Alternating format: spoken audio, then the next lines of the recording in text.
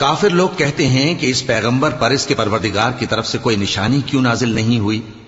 ए नबी, तुम तो सिर्फ खबरदार करने वाले हो और हर एक कौम के लिए रहनुमा हुआ करता है।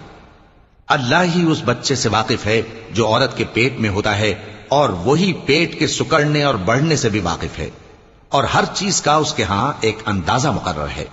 वो छुपी और जाहिर चीजों का जानने वाला है, सबसे बुजुर्ग है, आली रुतबा है।